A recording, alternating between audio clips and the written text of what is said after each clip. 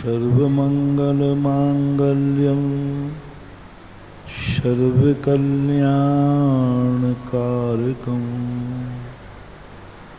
प्रधानं सर्वधर्माणां जैनं जयतु शासनं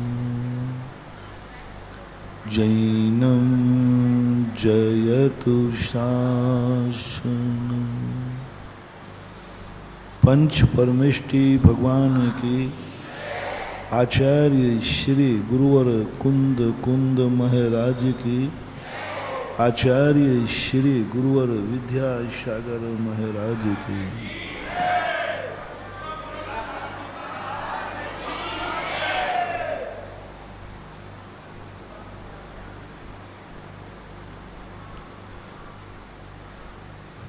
अपनी इच्छाओं के अनुसार जिंदगी जीने वाला नियम से एक दिन गर्त की तरफ चला जाता है। ये 2 दिन से अपन ने समझा। अपनी इच्छाएं पूरी करने में व्यक्ति इच्छाएं पूरी नहीं कर पाता, अपना विनाश कर देता है। अपनी इच्छाओं के अनुसार चलने वाला एक पतंगा उस हेलोजन के सामने मडरा करके अपने प्राण दे देता है, क्योंकि वो अपनी इच्छाओं की पूर्ति के लिए हेलोजन के सामने मडरा रहा है। एक घ्राणंदी के वशीभूत होकर भौरा अपनी इच्छा पूर्ति के लिए उसी कमल के अंदर बंद होकर के प्राण त्याग देता है। एक कर्णेंद्रिय के वशीभूत होकर के मृग और सांप अपनी जिंदगी खो देता है। एक स्पर्शन इंद्रिय के वशीभूत होकर के इतना बड़ा हाथी बंदी बना लिया जाता है। एक रसना इंद्रिय के वशीभूत होकर मछली जाल में फंसकर मार दी जाती है। इसलिए अपन विगत दिनों में समझ रहे हैं, अपनी इच्छाओं को विनाशकारी मानो। जो भी तुम्हारी इच्छा है, मैं ये भी नहीं कह रहा हूं कि अधर्म की भी नहीं, धर्म की भी तुम्हारी इच्छा, तुम अपनी इच्छा से धर्म भी मत करो। तुम अपनी इच्छा से मंदिर भी मत आओ। तुम अपनी इच्छा से माला भी मत फेरो। तुम अपनी इच्छा से पाप का त्याग भी मत करो। तुम अपनी इच्छा से मुनि महाराज भी मत बनो। तुम अपनी इच्छा से व्रत भी मत लो। कुछ करना ही नहीं। सबसे पहला पूज्यवर समंतबद्ध महाराज ने कहा, तुम अपने आप को मिटा दो, इच्छाओं से शून्य हो जाओ। मन को कोई विकल्प नहीं, कोई इच्छा नहीं, कोरा कागज कर दो। आंख बंद कर दो, कानों से बहरे हो जाओ, मुंह से गूंगे हो जाओ, चलना फिरना बंद करो, हाथ पैर हिलाना बंद करो, एकदम कूटस्थ हो जाओ। कुछ नहीं है तुम्हारे पास, कुछ नहीं। जो अपनी समस्त इच्छाओं को मार देता है वो मूर्ख इडियट नहीं है, वही सबसे बड़ा ज्ञानी कहलाता है। कोई भी क्रिया करना, गुरु एक ही बात पूछेंगे, ये कार्य तुम किससे पूछ के कर रहे हो? तुम्हारा गार्जियन कौन है? तुम्हारा निर्देशक कौन है? निर्देशक कौन है? तुम बली मुनि क्यों ना बने हो? जिनवाणी नकार देगी। तुम कितने अच्छे इंसान क्यों ना बन रहे हो? तुम मंदिर किसकी इच्छा से आए हो? मैं स्वयं आया हूं, मेरी कोई प्रेरणा नहीं है, मेरा कोई गार्जियन नहीं है। जिनवाणी कहती है बिना एडमिशन के पूरी जिंदगी भर क्लास में बैठते रहना प्रमाण पत्र मिलने वाला नहीं। मैं एडमिशन नहीं लूंगा, मैं क्लास में बैठूंगा। ना एडमिशन लूंगा, ना किसी से पढ़ूंगा, नहीं, प्रमाण पत्र नहीं मिले। जब नौकरी लगती है, दो विद्यार्थी नौकरी के लिए गए, एक प्राइवेट कैंडिडेट जिसने प्राइवेट पढ़ाई की है और एक रेगुलर कैंडिडेट जिसने रेगुलर क्लास अटेंड की है। तुम दोनों में किसको महत्व ज़्यादा दोगे? प्राइवेट वाले के नंबर ज़्यादा हैं, लेकिन जो रेगुलर क्लास में गया है, पढ़ाई कराना, किताब रटाना पर्पस नहीं है, उसने अनुशासन भी सीखा है, उसने गुरु की कद्र भी सीखी है, उसने गुरु का सम्मान भी सीखा है, उसने अपने से ऊंचा किसी को माना है, विनम्र है। स्वयं नीचे बैठा है, गुरु कुर्सी पर बैठे थे। बहुत सारी चीजें। मात किताब रट लेने का नाम ज्ञान नहीं है। तुम्हारे पास और गुण भी हैं कि नहीं? और जिस रास्ते पर तुम चल रहे हो, नीति है। प्रमेय रत्नमालाकार ने लिखा, ऐसा दुनिया का कोई भी अच्छा रास्ता भी क्यों ना हो, जिस रास्ते पर तुम चल रहे हो, पहले पूछ लो कि इस रास्ते पर मेरे पहले कोई चला है? मेरे पहले कोई चला है क्या? यदि नहीं चला है तो रुक जाइए। कितने अच्छे बोर्ड लगे हो, कितने कुछ हो, पहले पूछो मेरे पहले ये कोई चला है क्या? वो कौन था? उसका पूरा इतिहास जानो, उसका पूरा का पूरा जानो। कौन था? पहला निर्णय जिंदगी की सफलता पाने का, जिंदगी की सफलता के सोपान, सूत्र, मोटिवेशन। सूत्र बांधो, मंत्र बांधो।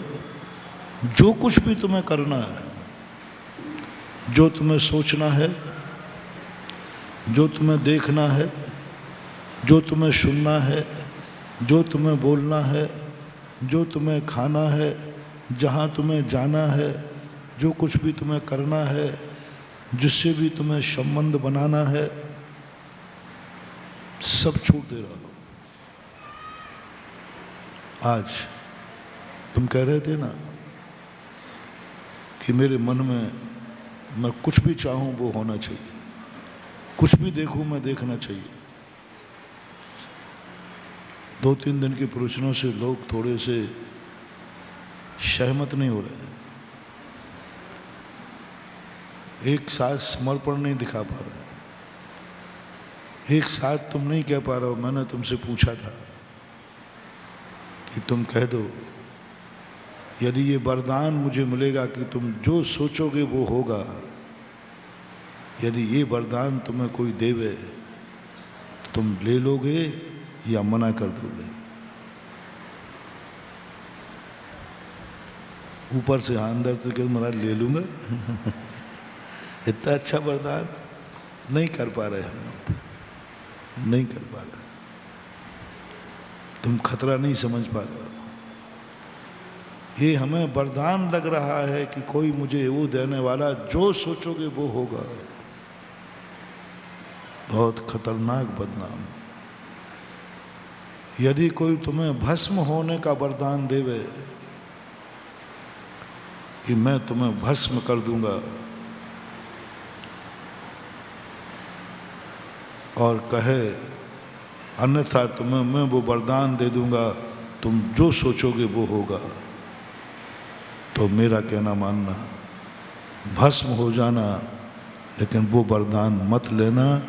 जो तुम सोचो वो होगा, जो सोचो वो होगा। भस्म होने में कोई नुकसान नहीं, एक जीवन बर्बाद होगा, लेकिन जो सोचोगे वो होगा। ये वरदान मिल गया तो जन्म जन्म बर्बाद हो जाओगे।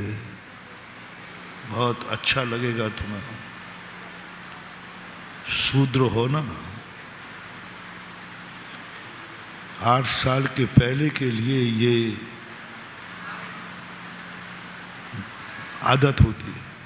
8 साल के पहले के बालक की आदत होती है, जो कल मैंने बताया था। तुम जो देखना चाहो वो दिखेगा तुम्हें। ये वरदान तुम्हें मिलने वाला है। जो देखोगे तुम्हें भाव आया, मुझे यह देखना है इस कमरे के अंदर क्या हो रहा है, मुझे देखना है। ये वरदान कोई तुम्हें देवे और दूसरी ओर देवे कि मैं तुम्हें अंधा बना दूंगा, तो मेरा कहना मानना, अंधे बन जाना, लेकिन जो तुम देखना चाहो वो दिखेगा। ये वरदान मत लेना। दो तुम सुनना चाहो वो तुरंत सुनाई देगा तुम्हें, नहीं तो बहरे हो जाओगे। हो जाओ बहरे। तुम जो बोलोगे कोई तुम्हें रोकने वाला नहीं है, कोई तुम्हारी FIR नहीं लिखेगा, कोई तुम्हें टोकने वाला नहीं है। मत लेना वरदान, गूंगे हो जाना। तुम जितना धन चाहो उतना मिलेगा, नहीं तो भिखारी बनोगे। भिखारी बन जाना। किमिक धन कमाने का वरदान मत मांगना। मैं जिसमें हाथ डालूं, बस जिसमें हाथ डालूं धन ही धन हो जाए, कहीं घाटा नहीं लगे। जिसमें भी हाथ डालूं, कुछ भी करूं,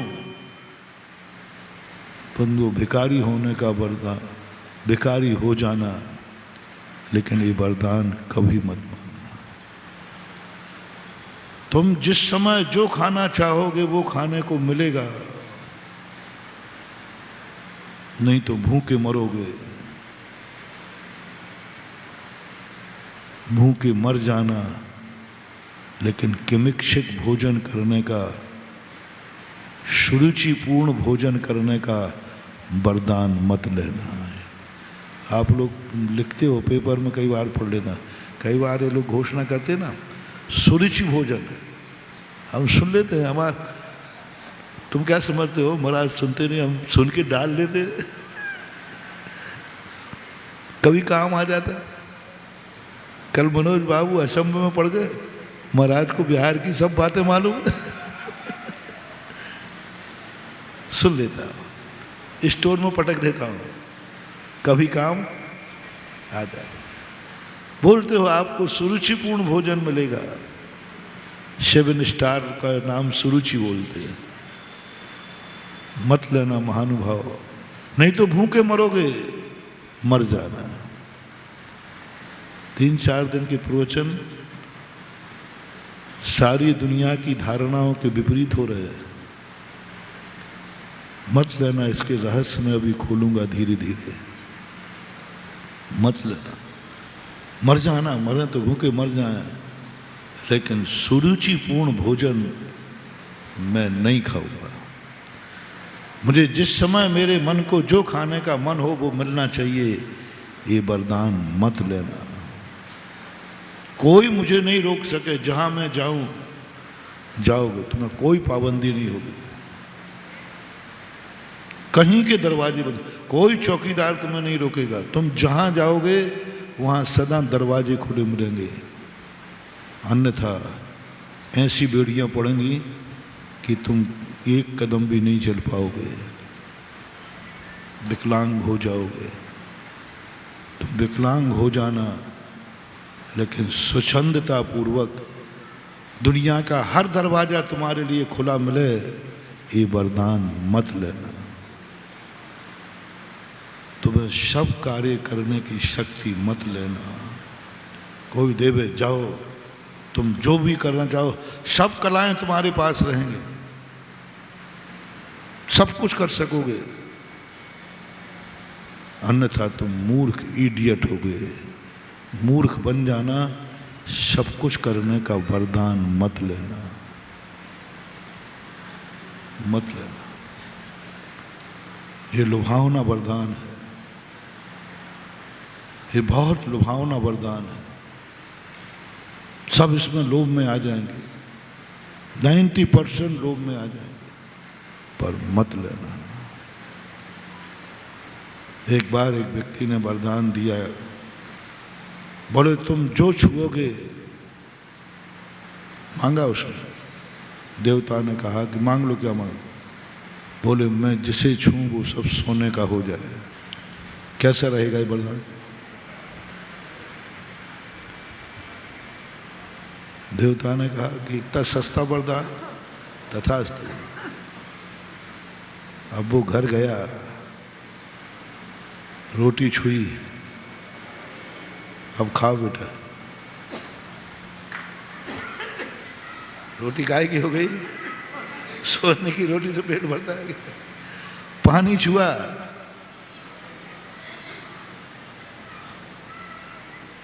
बच्चों को छुआ,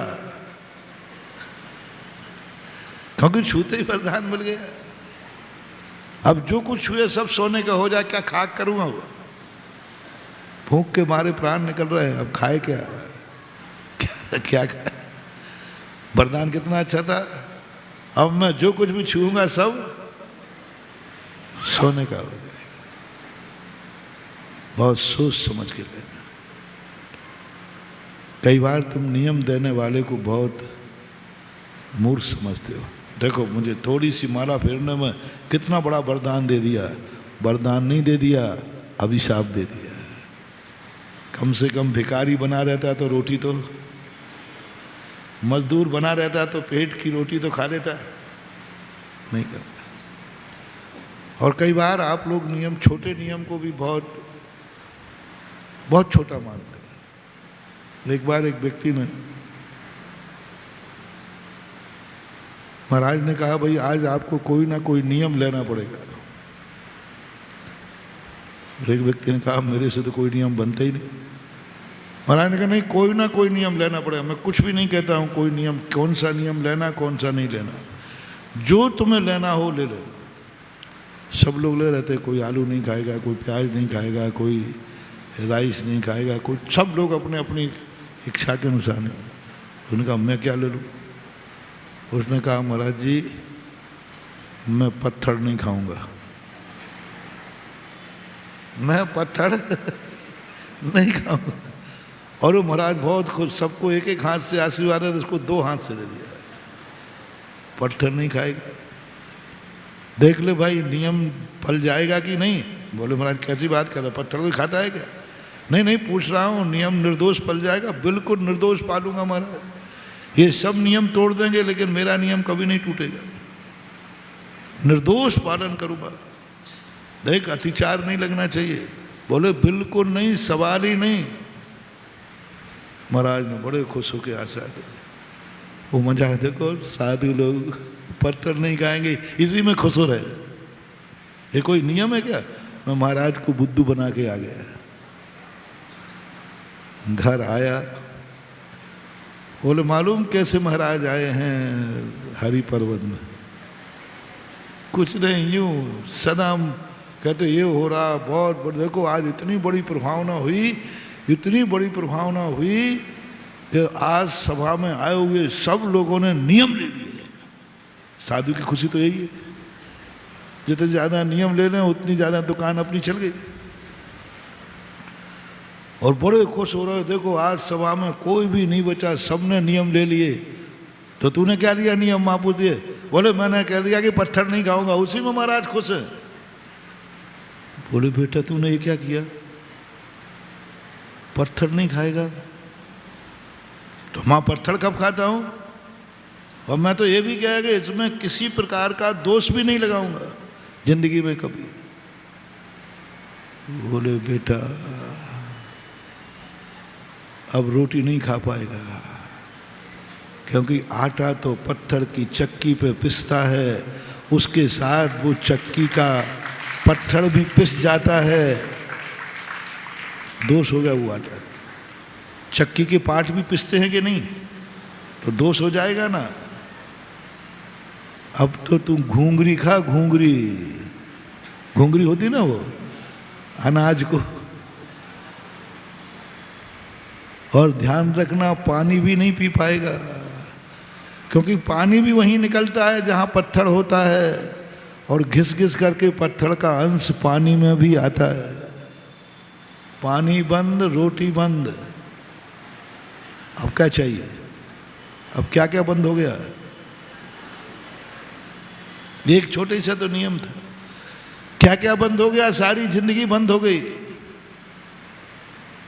बोले बेटा ये तो नहीं चलेगा, क्योंकि उस समय पहले सब चीज पत्थरों पे होती थी, चटनी भी कहाँ पिसेगी? पहले कोई मिक्सी फिक्सी थोड़ी थी कि काम चल जाए, सब बंद हो गया। एक दिन पूरा भूखा बैठा रहा। माने कहा बेटा अब दोष तो नहीं लगेगा। महाराज के पास पहुंचा, महाराज बचाओ मर जाऊंगा। बोले इतना सा नियम लिया, मूर्ख इतना भी नहीं पाल पा रहा। अरे महाराज अब हमने आपको मूर्ख कहा, वो आप हमें कह रहे हो, इतना सा नियम? नहीं महाराज ये नियम इतना सा नहीं है। अब तो आप बदले में जो कुछ कहो वो करने को तैयार हूं। अब तो आप जो नियम दोगे वो मैं ले लूंगा। देख मेरे नियम अनुसार बड़ा, अरे महाराज जी तो आप तो जो दो वो ले लूंगा। तो देख ले मैंने कोई बड़ा नियम दे दिया तो महाराज जी मुझे मालूम है आप बड़े से बड़ा नियम दोगे तो मुनि बनाओगे, बस इससे ज़्यादा तो नहीं बनाओगे। अधिकतम क्या करोगे? कम से कम मुनि बनने के बाद एक टाइम तो मुनि बनने पर एक टाइम तो भोजन मिलेगा, पानी पीऊंगा। यहाँ तो वो भी बनना है, कभी नहीं करना। बहुत लुभावने आशीर्वाद होते, वरदान और आशीर्वाद बहुत लुभावने होते महानुभाव, बहुत खतरनाक होते। जिन वरदानों में सुख नजर आता है प्रत्यक्ष रूप से, सांसारिक सुख, वे वरदान नहीं अभिशाप है। सांसारिक सुख जिन वरदानों में नजर आवे, कभी सोना बनाने का सुख नहीं लेना। फिर भी यदि तुम नहीं मानते हो, महाराज जी मेरा तो मन कर रहा है कि ये वरदान तो हम नहीं छोड़ेंगे, किमिक्षिक वरदान में जो चाहूं वो होगा। यदि न छोड़ पाओ, ऐसा नियम न ले पाओ, मैंने तो ये नियम ले लिया है और मैं तो भगवान से भी नहीं लूंगा। यदि उन्होंने कहा कि मैं तुझे वरदान देता हूं, जो तू चाहेगा वो होगा, ये ताकत यदि दें कि तू चाहेगा कि सारा आगरा अपने घर से दंडवत लगाता हुआ यहां आवे, तो भी आ जाएगा। कोई तेरा दुश्मन फुस्मन हो तो मैं ताकत देता हूं, वो दंडवत यहां आएगा। ऐसा वरदान मिल रहा है, सुन लो। कोई भी दुश्मन हो, कुछ भी हो, बस तू एक बार ध्यान रखना, फलाना व्यक्ति यहां दंडवत लगा के आ जाए, आ जाएगा, आ जाएगा। जैन दर्शन में ऐसे सूत्र हैं, जैन दर्शन में ऐसे जाप हैं, जैन दर्शन में ऐसी साधना है जो दंडवत आ जाए। मुनि महाराजों की तो छोड़ो, ये शक्ति भट्टारकों तक में थी जो परिग्रहवान थे।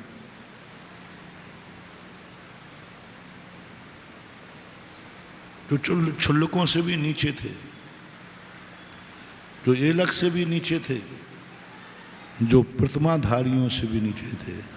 भट्टारकों की प्रतिमाएं नहीं होती, उनका पंचम गुण स्थान नहीं होता। 12 व्रतों से पंचम गुण स्थान चालू होता है, उनका एक भी व्रत नहीं होता। 12 व्रत नहीं होते उनके, जो प्रतिमाओं के होते।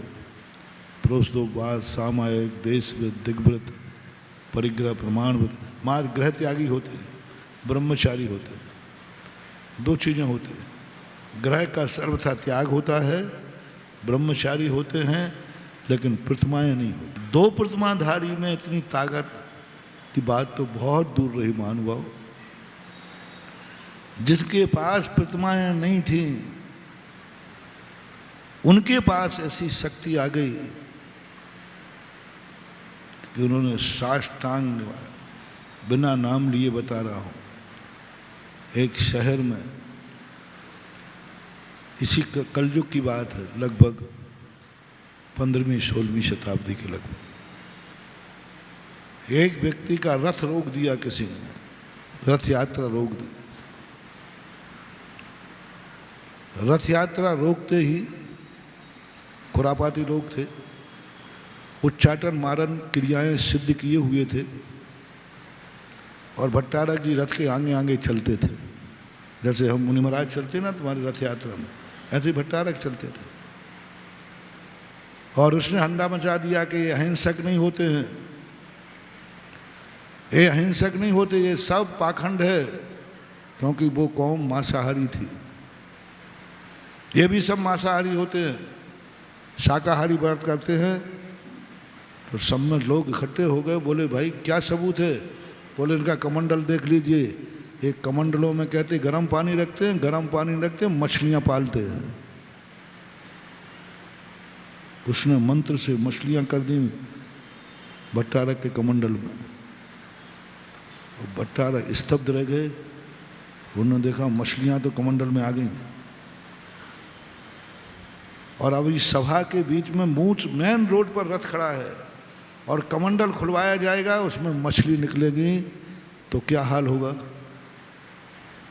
राजा बंदी बना लेगा, जनता मारेगी, और जैन धर्म के जैन साधुओं पर लोगों का अविश्वास हो जाएगा, विश्वास उठ जाएगा। मछली तो कमंडल में आ गई, मछली तो स्पष्ट भट्टारक ने देख ली, मछलियां तो आ गई। भट्टारक कम नहीं थे। जब एक सामने वाला, द्वेष रखने वाला मछलियां कर सकता है, तो भट्टारक ने कहा हमने कोई मक्खियां नहीं भजाई। जब मैं राजस्थान में गया, राजस्थान में सब लोग डरे हुए थे, बहुत भयंकर, हर श्रावक डरा था, साधुओं से थर थर कांपते थे, क्योंकि वहां जो साधु थे, सभी नहीं, कुछ साधु इतना शिथिलाचार, इतना शिथिलाचार, जो चाहे करते थे मनमानी साधु। जिससे कह दिया तुम्हें इतना पैसा देना है, रखो, तुम्हें ये करना है, सारी समाज कांपती। 94 की बात कर रहा हूँ, जब आगरा से गया था, हालत बहुत। मैंने कहा भाई दिगंबर साधु से इतना, अरे महाराज जी, एक कहता महाराज जी मैं कुछ नहीं कर सकता। मैंने कहा भाई तुम ऐसा क्यों करते हो, क्यों ऐसा साधुओं को बिगाड़ते हो? अरे महाराज जी मैं कुछ नहीं करूँगा, वो जो कहेंगे मैं करूँगा। मैंने क्यों? उन्होंने कहा है कि जिसने कोई आवाज़ उठाई मैं तुम्हें कबूतर बना के उड़ा दूंगा, मैं तुम्हारे घर में सांप छोड़ दूंगा, बिच्छू छोड़ दूंगा। बस मैं समझ गया। मैंने कि अब मामला बैठेगा राजस्थान में।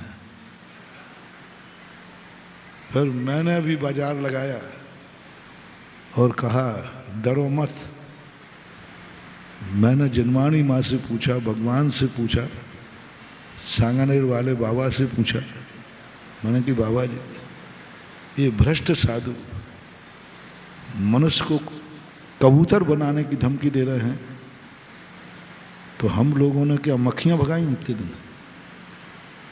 बस जब इनके पास कबूतर बनाने की शक्ति है तो हमने कही अब हम लोगों ने भी मक्खियां नहीं भगाई हैं इतने सालों में। इतने सालों में मक्खियां भगाई नहीं है, साधना हमने भी तो की है। मैंने कहा प्रभु यदि मक्खियां नहीं भगाई हैं इतने दिनों में तो आज हो जाए वो वरदान मुझे दे दो, ये सारे भ्रष्ट साधु धमकी देकर कबूतर बनाएंगे और मुझे ताकत दो कि मैं कबूतरों को इंसान बनाऊंगा।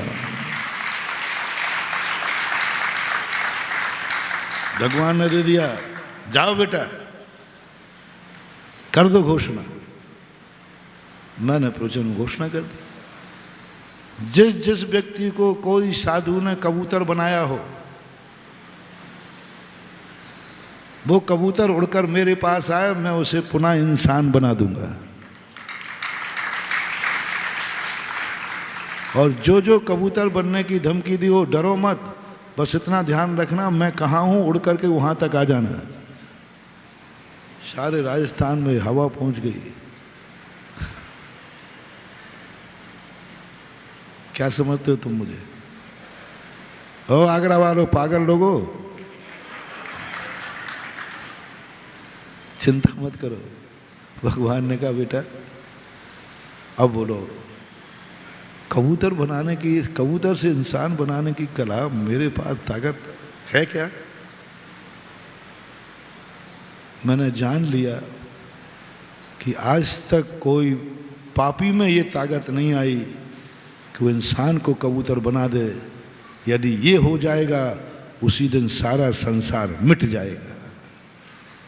न इंसान को कभी कबूतर बनना है और न मुझे कबूतर से कभी इंसान बनना है। क्या तमाशा मचा रखा,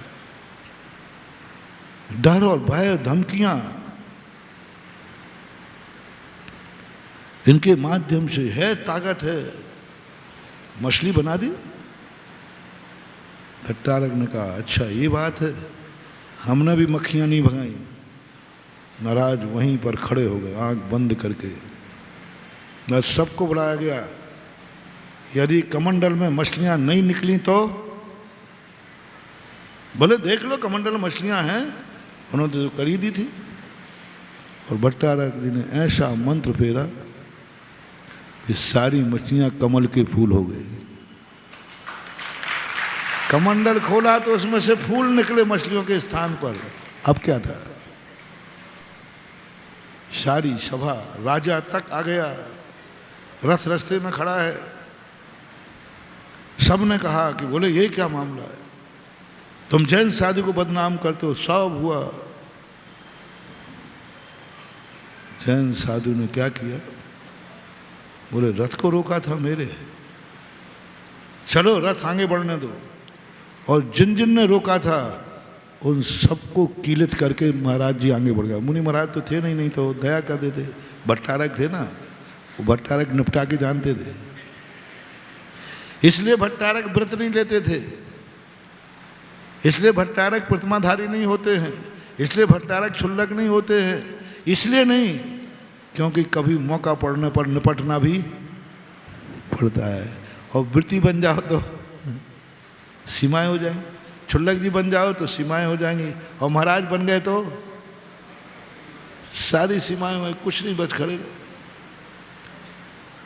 भट्टारक मूल कारण यह था कि भट्टारक कोई प्रतिमाएं नहीं लेते थे। मूल कारण तुम्हें कुछ भी करना पड़ सकता है धर्म की रक्षा के लिए, कुछ भी करना पड़ सकता है।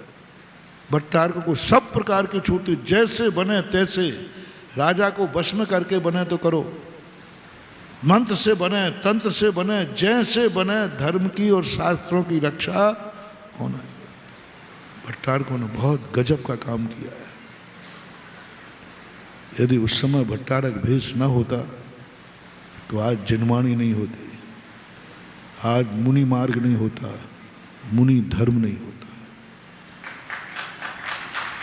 उन्होंने इतनी ताकत लगाई, इतनी ताकत लगाई, सब कुछ करने की छूट उन्होंने दी। उन्होंने कहा हमें नहीं चाहिए प्रतिमाएं, हम धर्म की रक्षा करेंगे, हम नहीं बनेंगे मुनि लेकिन हम मुनियों की रक्षा करेंगे। ये भाव संकल्प किया। उसका परिणाम ये निकला कि जिन लोगों ने कहा था उन सबको कीलित करके और रथ आगे बढ़ा दिया। सारी जनता भयभीत हो गई, यथार्थ घटना है। सारी जनता भयभीत हो गई और जो कीलित हुए थे वे ना तो अब हिल रहे हैं ना डुल रहे हैं, सब खड़े हैं। बड़ा सड़क में जाम लग गया। महाराज जी जाकर के अजमेर में बड़े धड़े की नसिया है, वहाँ नीचे एक दो तलघर हैं, उन तलघर में जाकर के बैठ गए। और जैसे बैठे सब लोग आ गए, महाराज क्षमा करो गलती हो गई, क्षमा करो गलती हो गई। बोले साधु किसी से नाराज नहीं होता। तो साहब वो सब कीले थे, बोले उनसे सबसे कहो जहाँ से कीले थे वहाँ से दंडवत लगाते हुए यहाँ आवे। हुआ वह घटना घटी। सारी दुनिया के रथ बंद हो जाते हैं, आज उस सड़क पर आज भी कभी रथ बंद नहीं होता।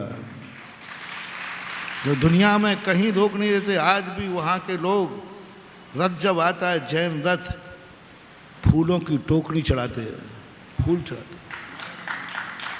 आज भी चढ़ता है रथ, वो कहीं किसी के भी सामने मस्तक नहीं झुकाते, किसी के सामने मस्तक नहीं झुकाते किसी का, बल्कि सब जाते हैं वहाँ, सबके दरवाजे जाते ही बाजे बंद हो जाते हैं, कुछ भी नहीं होता।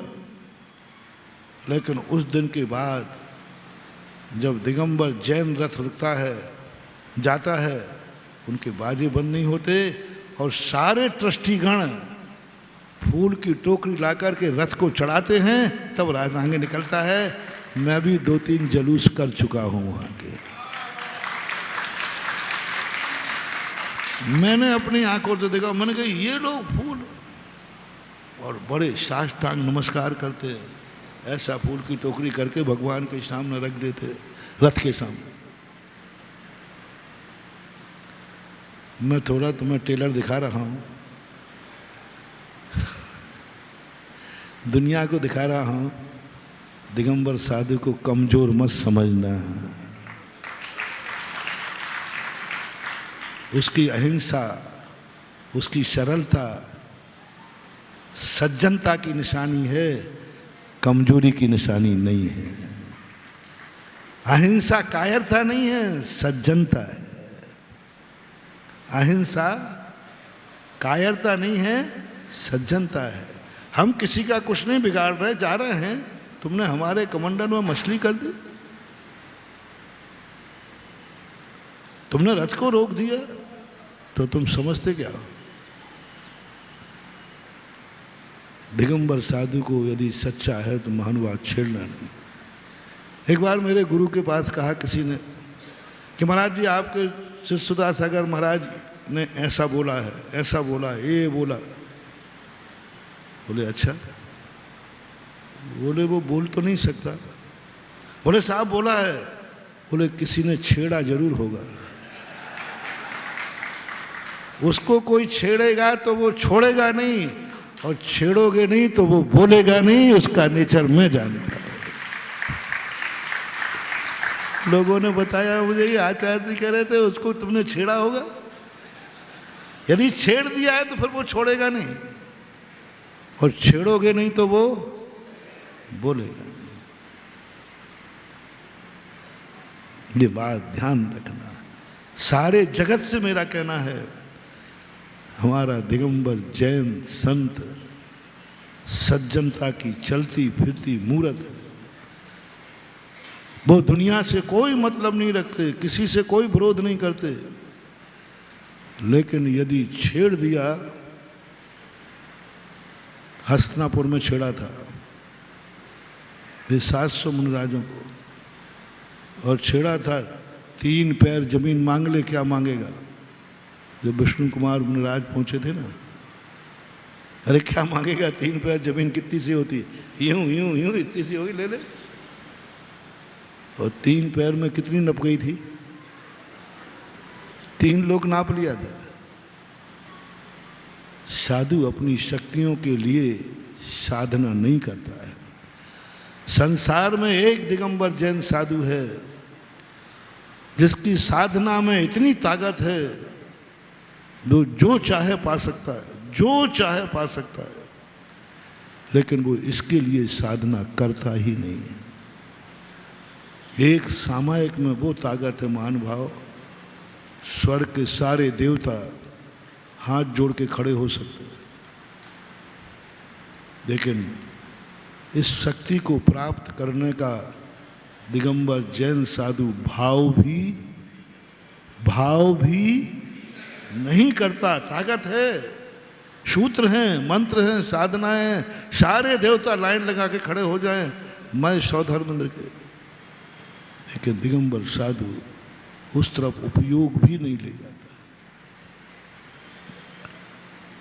ऐसी साधना है दृष्टि विष नाम की, यदि क्रोध में आंख फाड़ के देख ले तो सभा की सभा भस्म हो सकती है, लेकिन उस शक्ति को प्राप्त करने का दिगंबर मुनि कभी परिणाम भी नहीं करता कि मेरे द्वारा किसी का भी विनाश हो, बल्कि उल्टी भावना भाते हैं, हे भगवान कभी जिंदगी में मुझे ऐसा वरदान, ऐसी शक्ति ना जाग जाए जिस कारण कभी मुझे क्रोध आ जाए तो मैं दुनिया को भस्म कर दूं।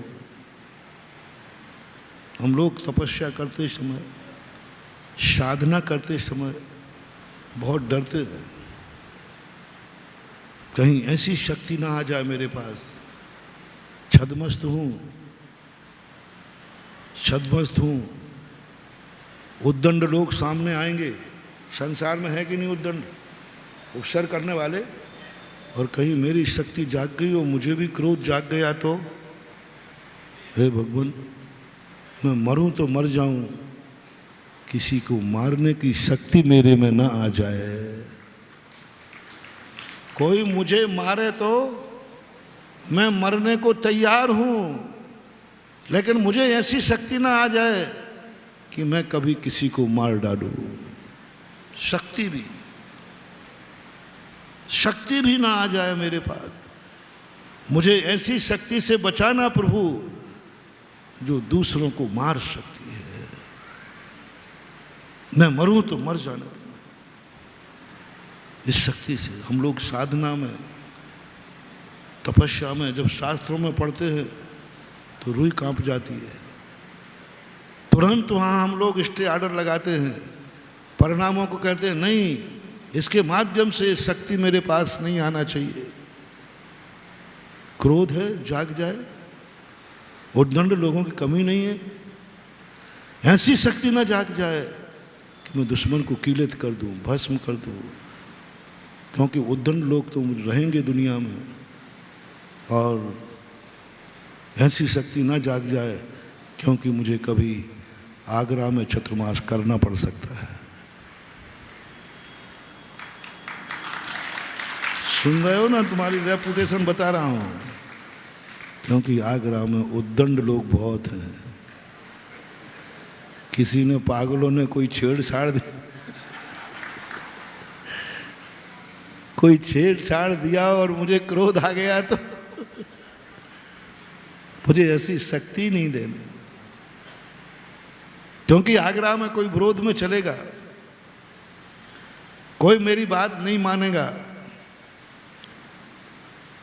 तो फिर बताओ भैया थोड़ा बहुत कभी आ सकता है कि नहीं।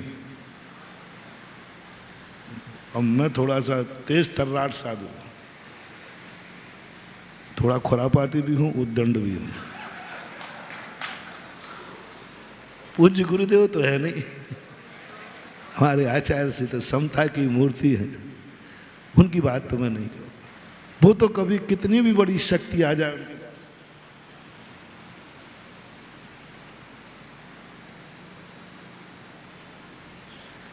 कितनी बड़ी विनाशकारी शक्ति आ जाए मेरे पूज्यवर के पास, तो पक्का है वो तो कभी विनाश नहीं करेंगे, उनको तो गुस्सा आएगा ही नहीं। तुम कितनी उद्दंड बने रहना, कितनी पागलपन दिखाते रहना, वो तो क्षमता की मूर्ति है।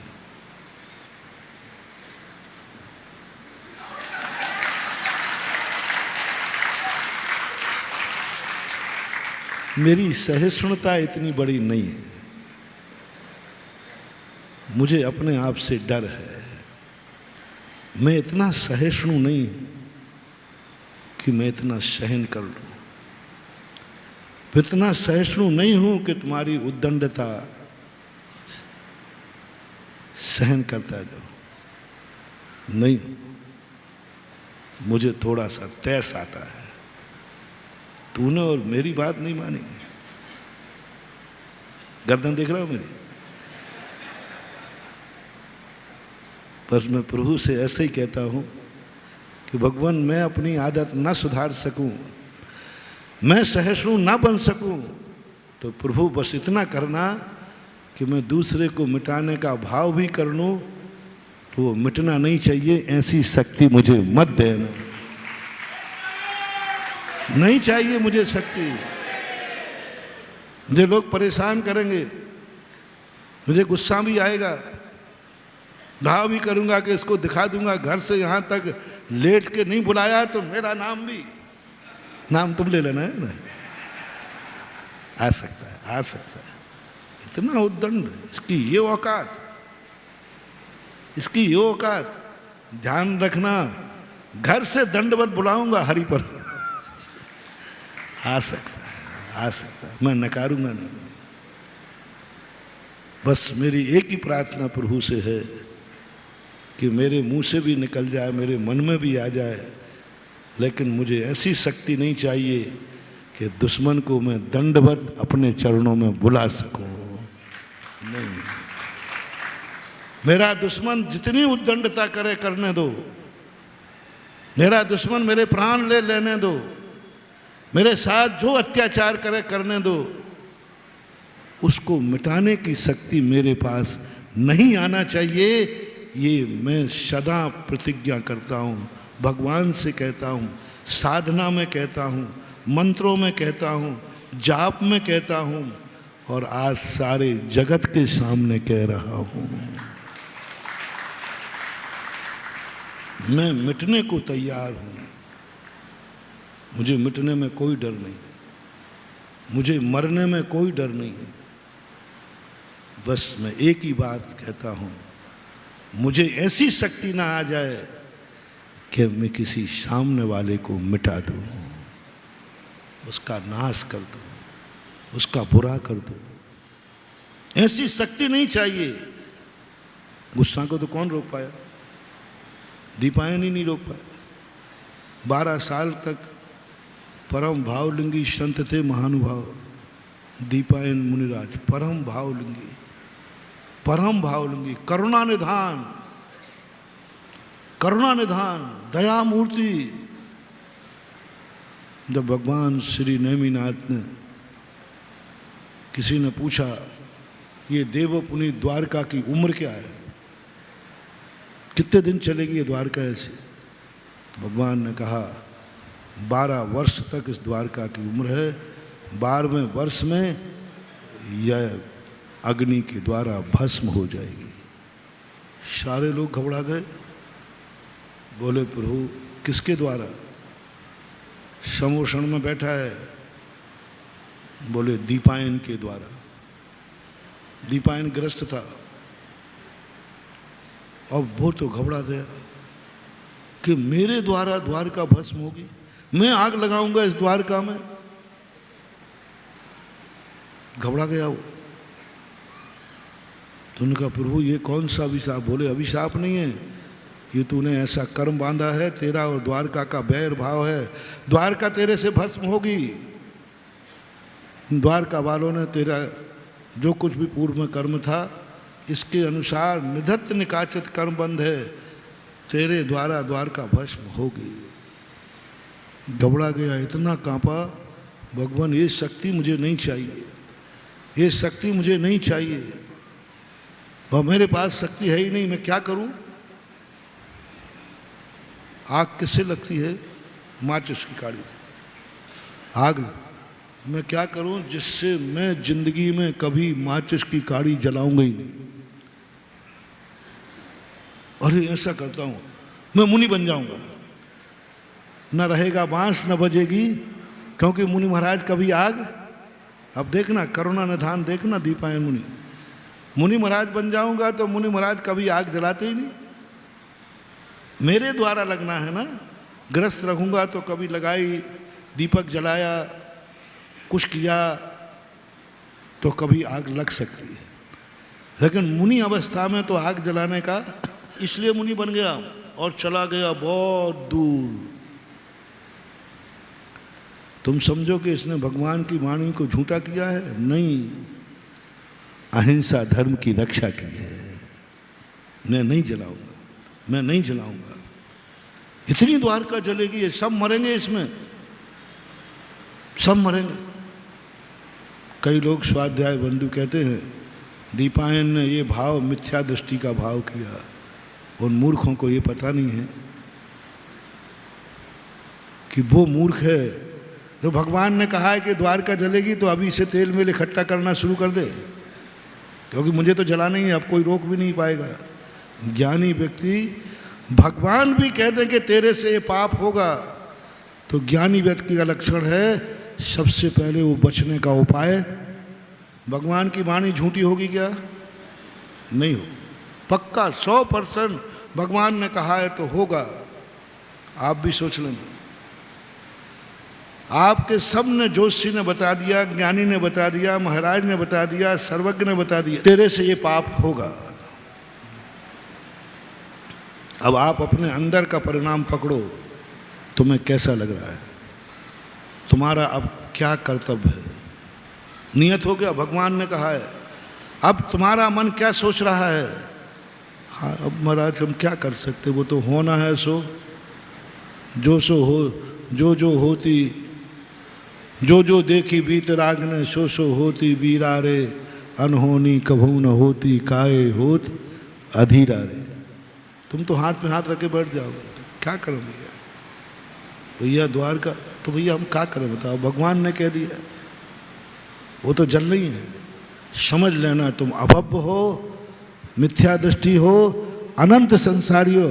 भगवान के कहने के बाद भी आज तो लोग ऐसी बातें करने लगे क्रमबद्ध पर्याय की, ऐसी चर्चाएं करने लगे, जो जो होना है वो सब निश्चित है। बैठ जाओ, हाथ में हाथ। एक बार जयपुर में ये बात आया, महाराज जी बताओ भगवान ने जो देखा है वो होना है कि नहीं? उनकी मुझे तो पता नहीं। भगवान ने क्या देखा मुझे पता नहीं, भगवान ने जो कहा है वो मुझे पूरा याद है।